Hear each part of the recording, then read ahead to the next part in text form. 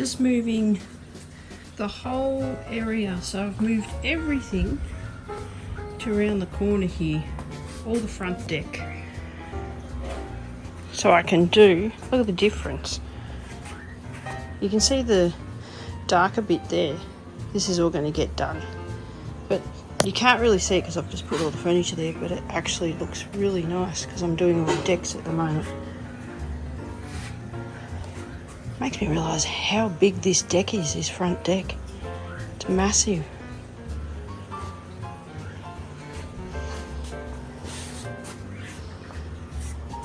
Okay, here we go. You can see the difference. So all this has been done, all the decking here has been done, but you can see the big difference I've done from here to here. Have a look at the difference. Not done, done. Oh, and I also did all the tables, and I want to get a new mat here because look at this little fella. Look at the chewed up mat. So yeah, tables are done, but mat needs to be done, doesn't it, Vinny? But that's the deck here is very tired, but it will look better like that. And that's only the first coat as well. That's 2 coats in the pool area. This will look really good when it's finished. I hope, like I said, I hope to get a really nice outdoor mat here and make it look really, really cool. But doesn't that look beautiful? So much nicer. And you can see, look what we've done to the apricot trees. We've put bird nets on them because there's little buds on them. See the little apricots?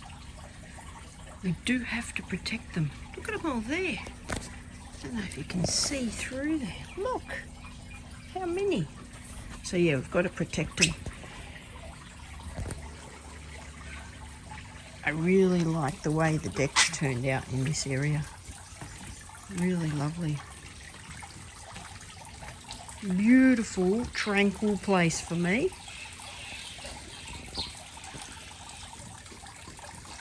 Is it a tranquil place for you, Vinny? Do you like the tranquil place? Do you like it? Oh, yes you do, yes you do, yes you do.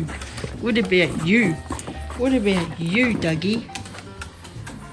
Dougie likes... I know, there's a lot of talking. A lot of talking going on. Oh! I know, I understand. Thank you for the compliments. I know. Alright, I'm going to go out the front, boys, and do the front deck. Where did you go? There. Around in circles. Okay.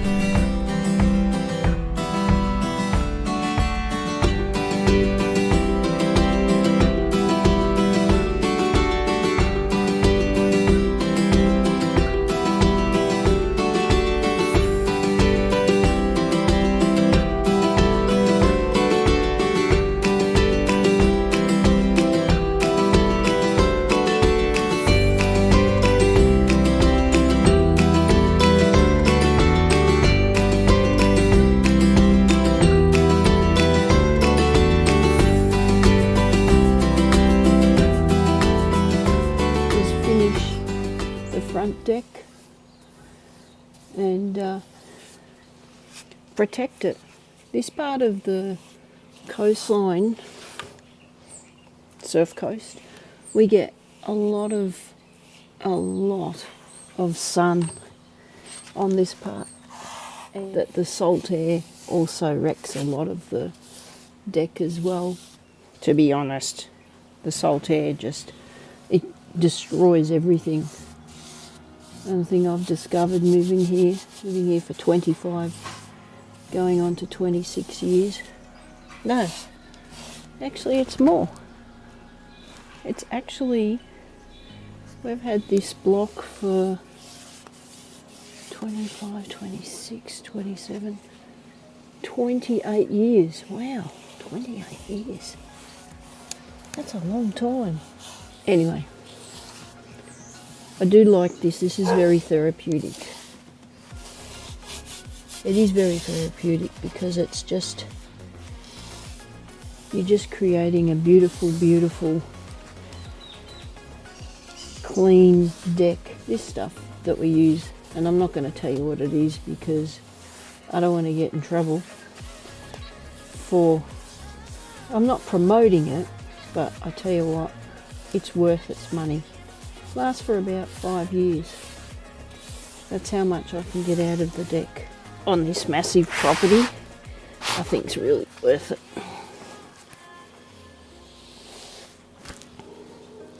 So what's my thought on the whole Italian project? The Italian project.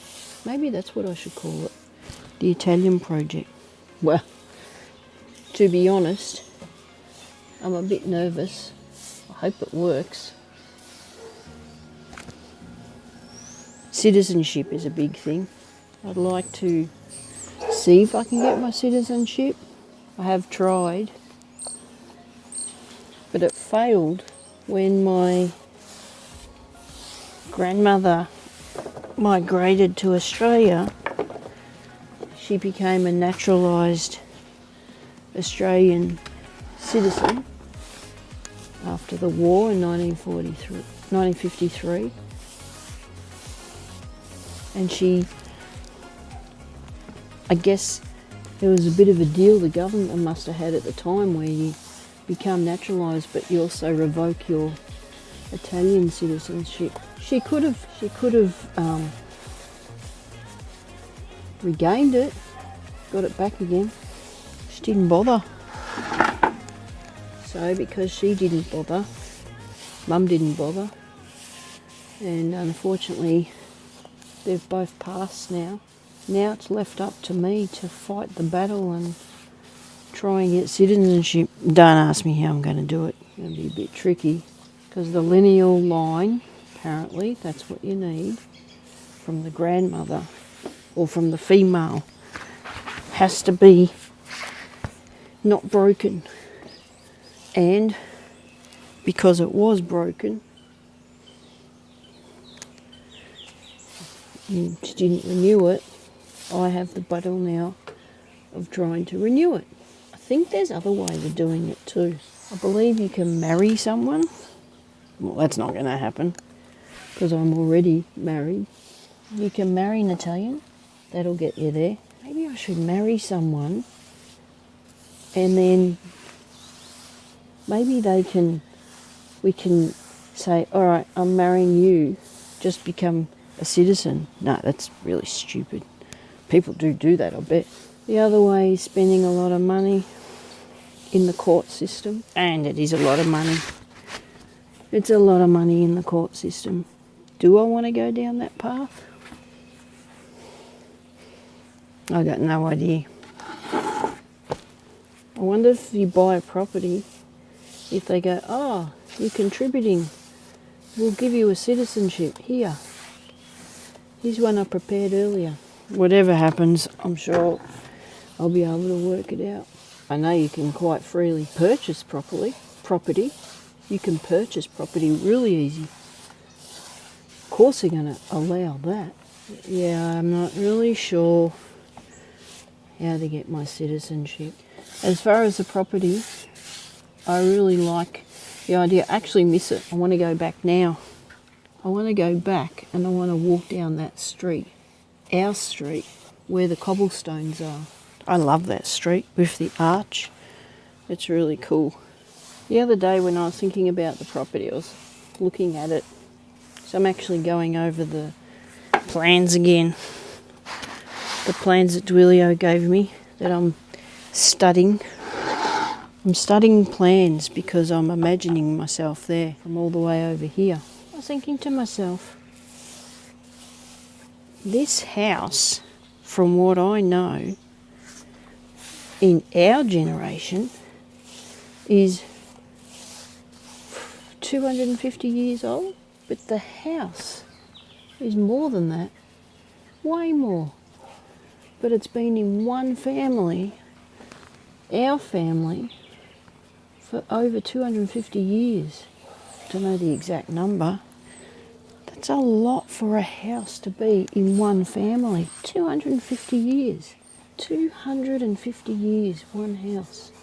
I actually had to stop for a minute and think, wow, that's actually a long time for one house to be a family. 250 years. Some people with big castles don't have family in it for 250 years. So it's pretty cool. Pretty cool how I want to keep the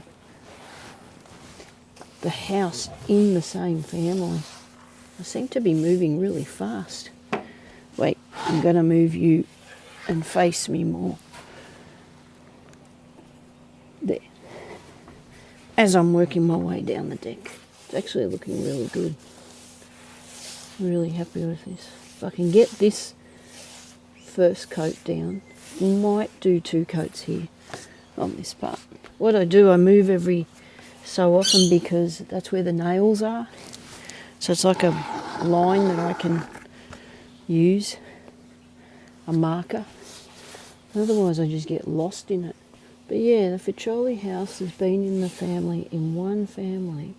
Good on them, for 250 years. That is a very long time. It does make you think.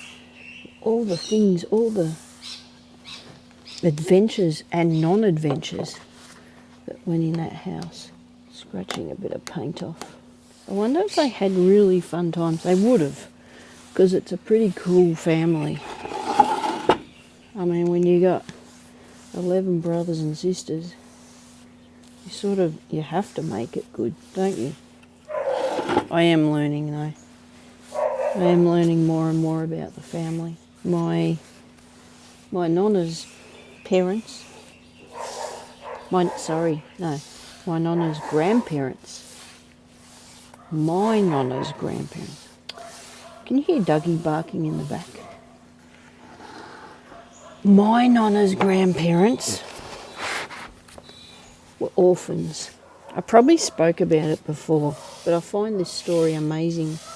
So, both of them were orphans. They didn't know each other. The female, so her grandmother, was from Brescia. A little bit of a correction here. Milan was where the grandfather was born to my nonna, and Brescia was where the grandmother was born. Brescia, they had and I think a lot of you would probably Google it and research it yourself, but they called them foundlings. Brescia, back in the early 1800s, was near Milan, is still near Milan, obviously. They had orphans, so if the mum had the child out of wedlock, or for whatever reason she had a child and couldn't keep it, maybe it was they were poor. Maybe they were so poor they couldn't even keep him. I mean, to be honest, the family weren't rich at all. They were very, very peasant and poor.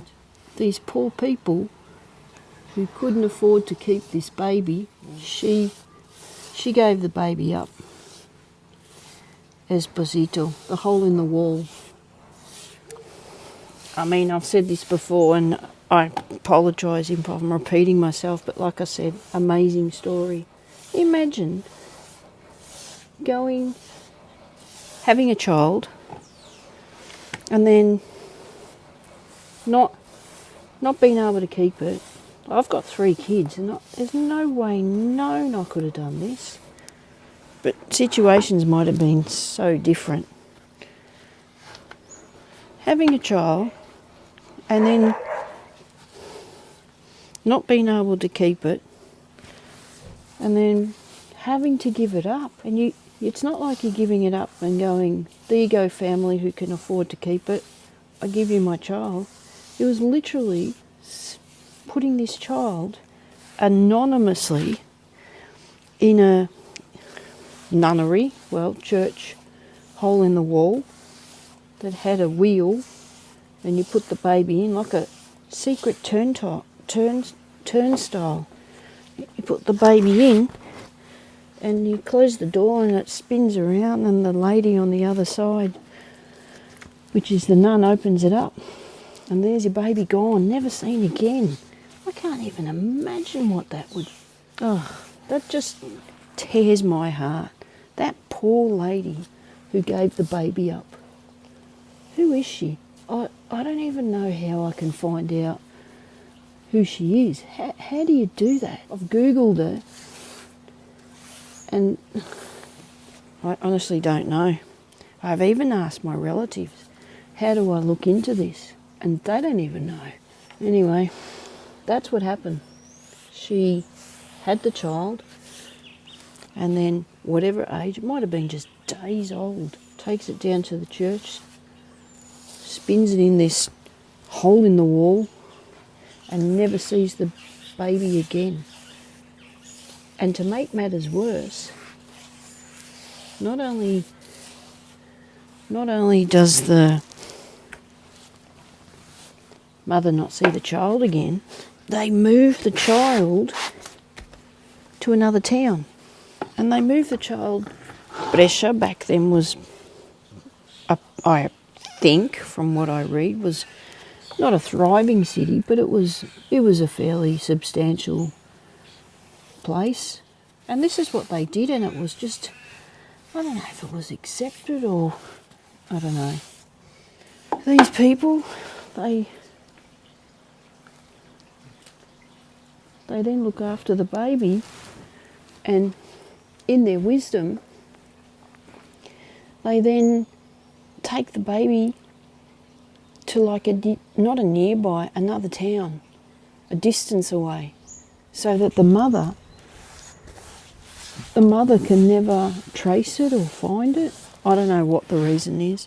That's just heartbreaking. I wonder what happened to that mother. I wonder who she was.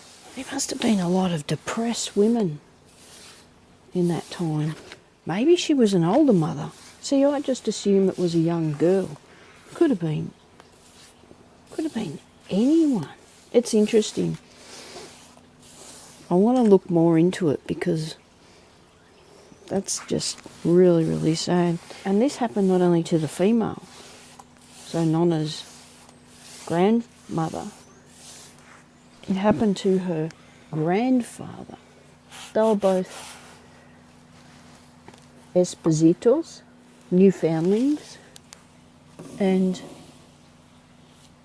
taken to the nunnery, and then from there, and I believe he was from Milan.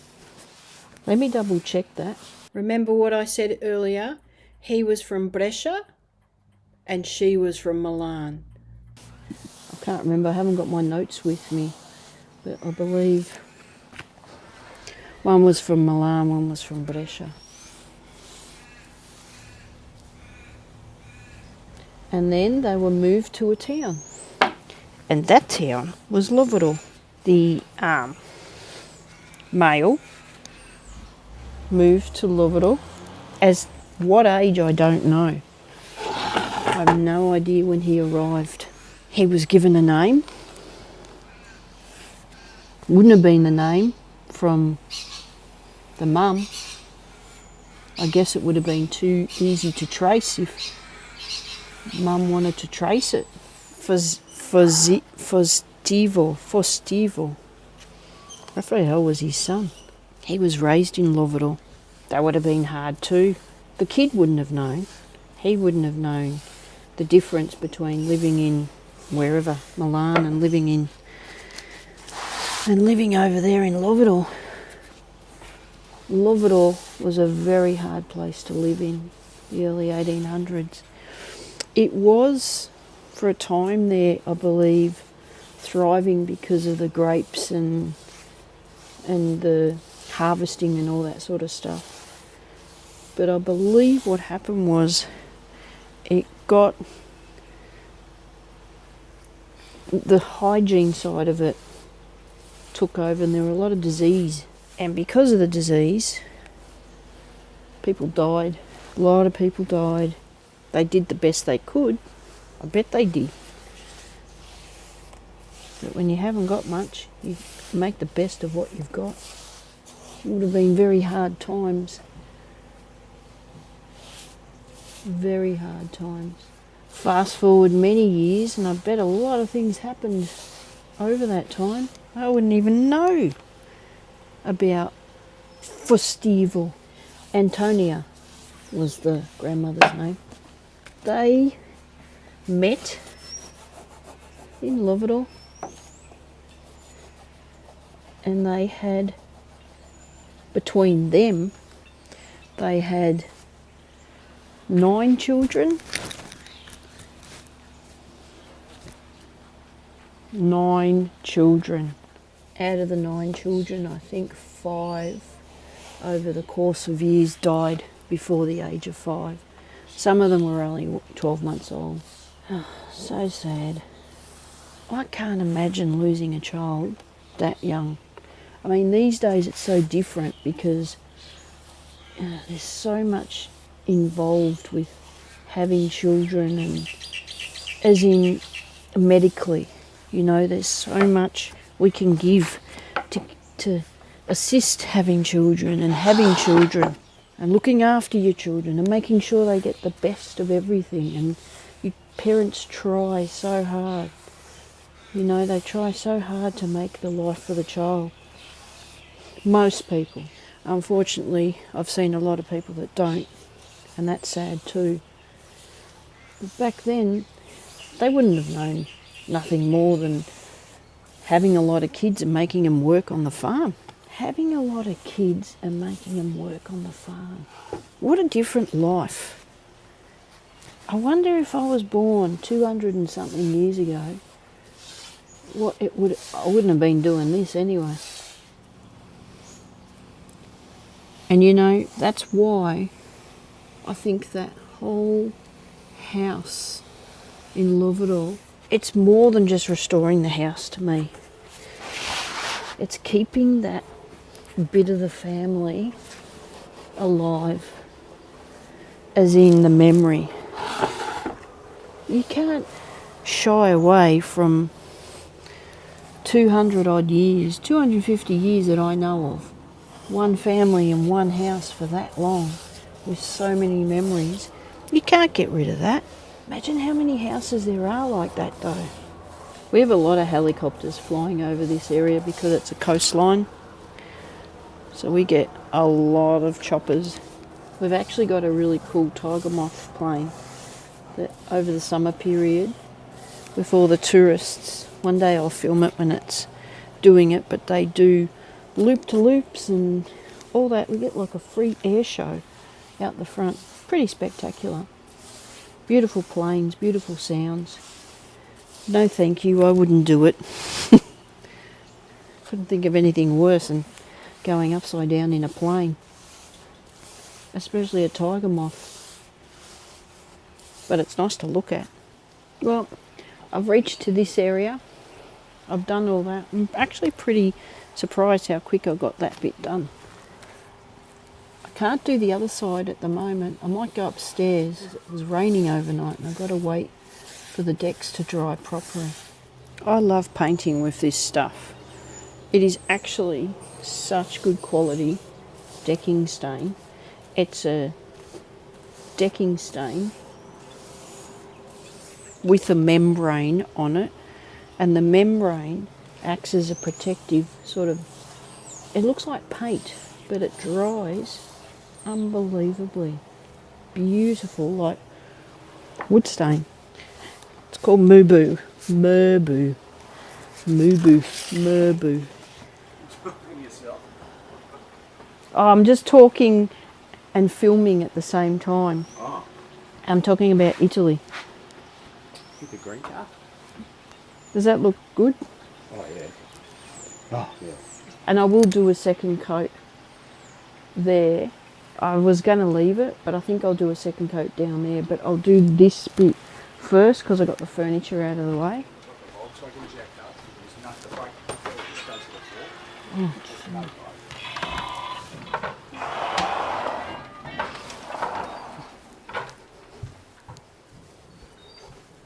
I've gone into the house because I'm doing housework at the same time. Uh-oh. Can you hear that noise? The machine, the washing machine, has decided to pause because I'm trying to wash my white doona cover, which is okay. I'll be able to do it, but I've got to spread it out more.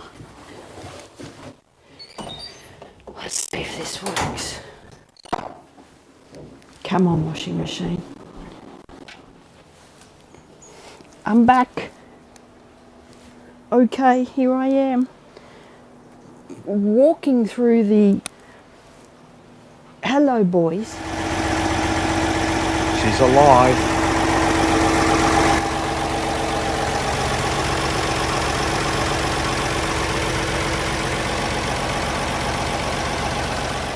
Ready to bring Jack back from the hospital just after he was born.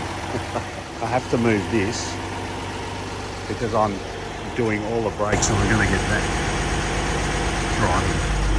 A bit of rust in the same spots. But I'll get there. And the wheel cylinders are all seized up, the new ones I put in 9 years ago. But the brake shoes are still good. So that's where I've got those happening again, but I'll cut those out and roll them. But the old girl, she's alive. Poor old thing. See if she can come off choke.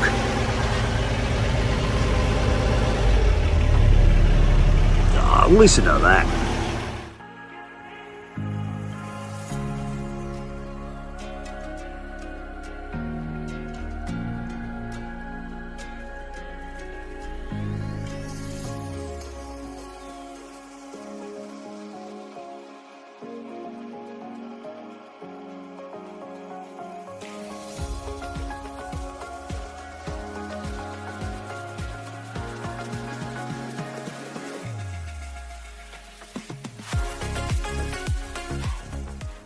Arrangement of furniture coming out another door. See the washing? Got all my washing hanging up inside. I normally hang it up outside. Actually, I'll leave that unlocked. I normally hang it up outside. I'm so desperate to dry everything today that I've actually hung it up inside. Let's have a look from this end what it looks like. That looks good. You can see the difference. See the difference there? It's actually looking really nice. And then I've still got this bit to do. I'm surprised how quick I'm doing it. Maybe because I'm talking. Jack under there, What? So what's your plan on this? the wheel cylinders, because it's sat so many years, all the wheel cylinders are seized. Okay. So you want to clean it up and... No, I've got to put a set of wheel cylinders on. Okay. The brake shoes are still good. Okay. All those are good. We've got the hydraulics cleaned off. Yep. I'll keep those shoes. Yeah. I put those on. Wasn't too long ago, was it? This is 9 years ago. Oh, really? Yeah. That is too long ago. That's why the cylinders seized up. Yep. Probably drove it 4 times in 9 years. Wow. So I just sat. And see, this is... Can you just give me the history of this car? It was your grandfather's car. Yeah, from 1962. Almost, Yeah, we've had this Volkswagen since 1962. And this was my first car that I got my licence You in. used to get driven to kindergarten. Yeah, in this and also in that. Which, yeah, I can hear it, you got it running. Sorry, go back to this. Can't believe that started. I've got to do whole rust repairs again because it's just... Yeah, she's under tired. Here, classic spots, see in there? Oh, okay. Oh, That's okay. Yeah, a little bit of clean up there. Other side's the same, and the bottom of the bottom of the door is all rusted out again, and I put a new half skin on that. When you're living here on the coast with this salt air all the time, cars do not last. That's the only downfall with living on the coast is the salt air. Yeah. And it just destroys vehicles, and unless you've got a garage, which we do have with 2 other classic cars in there, you can't fit them all. We need a garage for 10 cars. I've done a She's all original. Oh, spider check. I'm not going in there. Do you know what I really like? When I used to drive this to work, I put the, I don't know if you can see there, where is it? Here. See that? That converts, because this is miles, it's converting it from miles to kilometres, because I actually didn't know how fast I was going. Oh, there's some rags. Oh, there's the radio. A CD player, like sacrificially cut into the dash, but that was done before I... That was done when I was 18 years old. When I was 18, this is the car that I used to use, and it was roadworthy and made sure that I could use it so I could get to work. And it had a bull bar for dinosaurs back then, didn't it? A bull bar for dinosaurs? When you were 18. I don't know what you mean. Because you're that old. I can't talk, I'm older. Yeah, get it I was right. the dinosaur. You are the You're dinosaur. aiming for me. Yeah, you are. This is a project. It's nothing to stress about. It's just a project. This is my surfboard transport. 2 boards I've got. You got that? Oh yeah, there they are. Put them both on the roof. They, Depending on the day. sorry for spinning, they were on the roof. That is actually an original roof rack that used to hang up in the garage when I was little. I actually have to replace this. The panel. The bonnet. Be very careful opening it. Oh yeah. I converted the electrical system to 12 volts with an alternator. Yeah, that's right. That was a long time ago. And I built that motor, and they're so easy to get out and so light. Yeah. I unbolted it, dropped it out through the bottom, and carried it over to the workbench. Yeah. With my arms. Yeah, over to the workbench over there, and just restored it on the bench like a little hobby, like a little hobby car. Yeah, I bought the cylinders. You could buy the cylinders with the pistons Yeah. in them. Yeah. And yeah, I just did the crank and There's one very important thing you've missed. the bloody sticker. Santo Giovanni.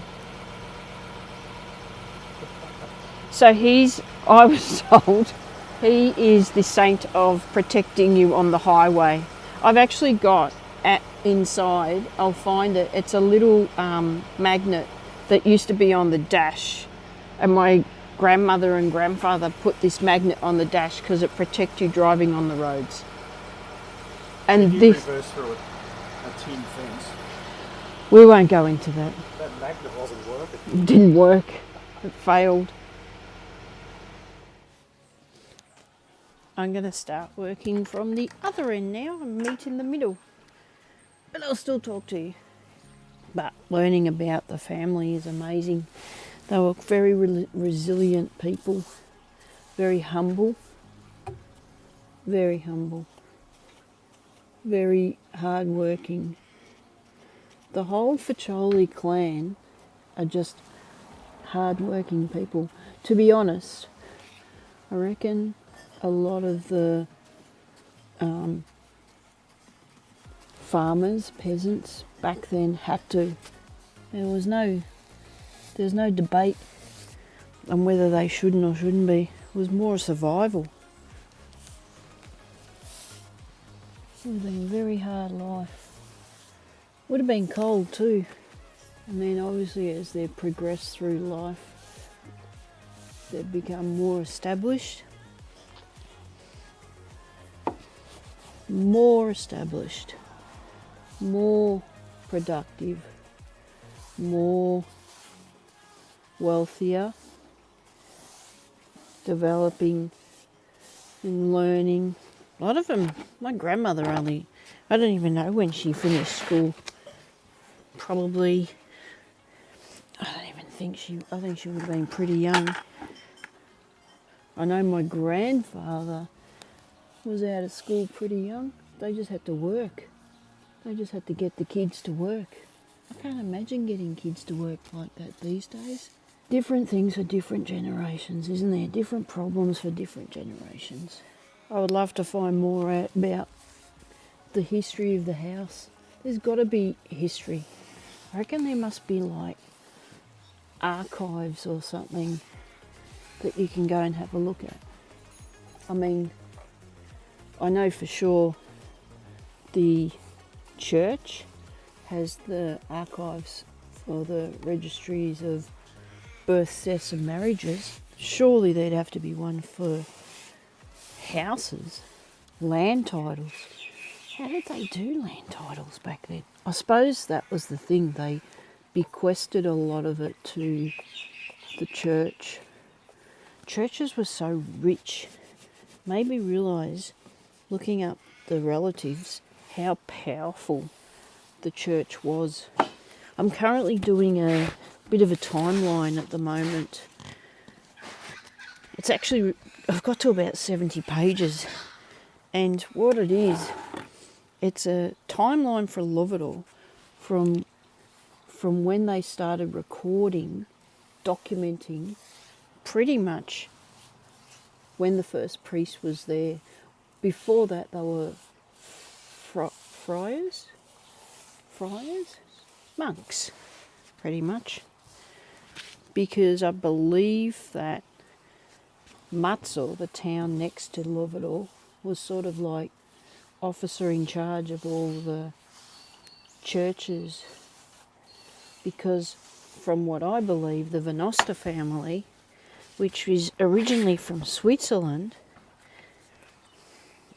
and this is just me reading it, so I could be wrong, but the Venosta family arrived and formed sort of a bit of a alliance with, I don't know whether he was a priest or what, but he was pretty high up in Lake Como. And Lake Como had the power of Matzo, which is the town next to Lovero. Matzo is a little town as well. A priest from Lake Como was also probably getting kickbacks from Venosta family. They sort of became very friendly. But anyway, they became good friends, or the families became good friends, which gave the Venosta family power. After a certain amount of time, the monks were sort of, they weren't ruled out, but they were sort of like starting to diminish. The priests actually started to take over. We're going to be in charge here of Matzo, and the Venosta family like, you beauty, we can get a bit more land. I didn't realise how powerful a church was, but we're talking very early Middle Ages. They were the powerful people. They were the ones that are controlling everything and taxes and all that sort of stuff. They were the ones that probably ended up with houses and stuff. I'm surprised. I'm actually surprised the Ficcioli house wasn't taken away from them. Although, maybe not, because there were so many of the kids living there, they needed somewhere to live. So yeah, the Venosta family is a very powerful family. Now I'm talking about the Ficcioli house, the Italian villa. When we walked through it, a question was asked about furniture and stuff like that, and I haven't even thought of furniture. I'm just thinking, all I'm thinking now about is this possible? Is this a crazy idea, renovating? And how much is it going to cost? I'm not even thinking of furniture. And then I thought, maybe I should start thinking of the nice pieces of furniture that I can put there. Are you still there? Oh yeah, still there. Still watching me. Good job. I look at it that if I don't give this a go, if it doesn't work out, at least I gave it my best shot. I'm very lucky. Actually, you know what? I'm very lucky to have this, to be able to live in a beautiful part in Australia and then live in a majestic little town, community town in Lovero. That's what I love. I love it because it's community. There they go. Barking at someone in the back laneway. That's a nice sounding bird. I think my daughter would know what they are. We have a lot of, I'm going to say the wrong thing, rosellas this way. Parrots, rosellas. They're red and green. Sometimes I see red and blue ones. Yeah, I can see it. It's a red and green one. To be honest, I should really do that door too. Very calm day today. I like it. The other day it was very windy here. Very windy.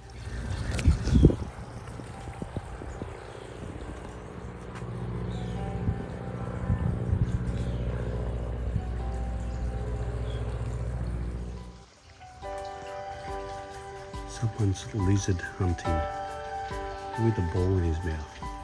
Oh, I knew that. Where'd that ball go, Duck? Where's the ball? Where is it? Let's have it over there somewhere. Hey, Doug. Dougie. Doug. Oh, there it is.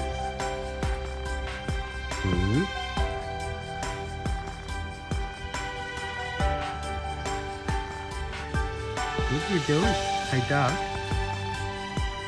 Hey, Dougie. What you doing?